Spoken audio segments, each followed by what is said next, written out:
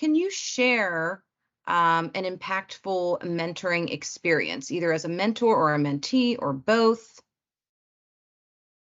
Yeah, there's a couple that come to mind.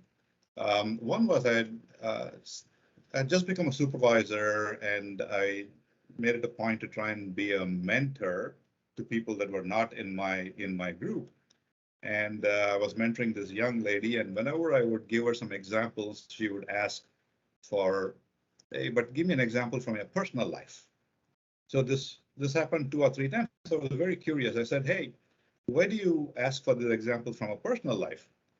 And her answer was really very educational to me, because she was saying, you cannot be a great leader and a poor person. You cannot have great ethics at work and poor ethics in your personal life, or vice versa. So it just gives me an idea of whether you are the real thing, whether I should take your advice seriously or not.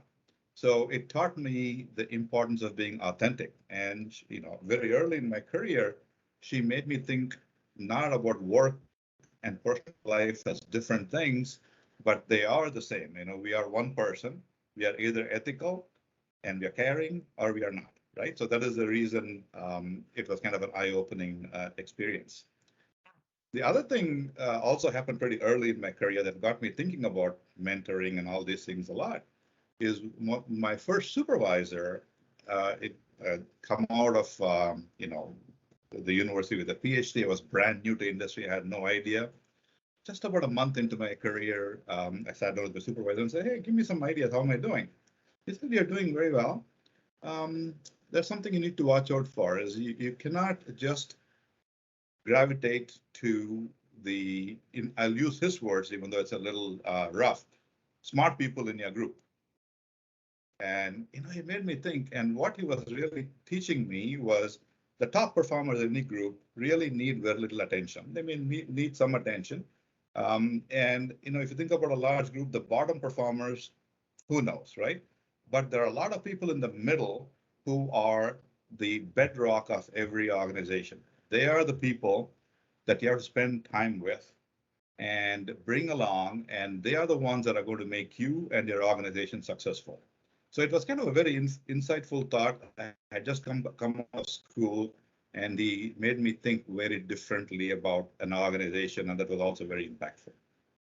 Yeah, absolutely. That's really interesting. And I think I'm going to take that for my own self too, just to think about, because you're right. I mean, how else, if people are already in management positions or upper level positions, like that's great. And you need those people, but how do you, it's almost like succession planning too, right? How do you move the people that are in the middle and know whether they want to, move up into higher positions? Like if you're not interacting with them and finding out what their needs are too. So that's really great advice, just for me to even tuck away. And it was very important advice for me. If you notice, both the example that I give you are pretty early from my career, because those are the things that got me thinking about organizations and leadership and mentoring as a little bit more of not science, but something to actually proactively think about, read about, learn about, and form my own opinions. And that's something everybody that's listening to us should also be doing.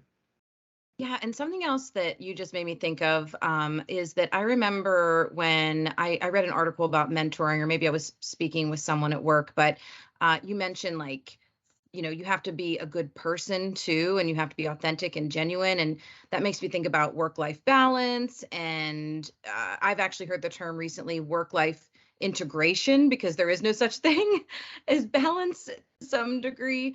But I'm sorry. So let me circle back to my thought, which is more so, the other way to find a mentor is to find someone that does have that integration or that balance, and to be able to ask them, like, how are you managing your time? How are you, so seek out people that you want to emulate, not just because maybe of their technical knowledge, but because of their leadership skills or their ability to make time for their family, things like that. Yeah, I'm more a fan of the work-life integration term and not so much the balance term, because especially with modern technology and even going back 20, 30 years, nothing started at 8 and ended at 5, right?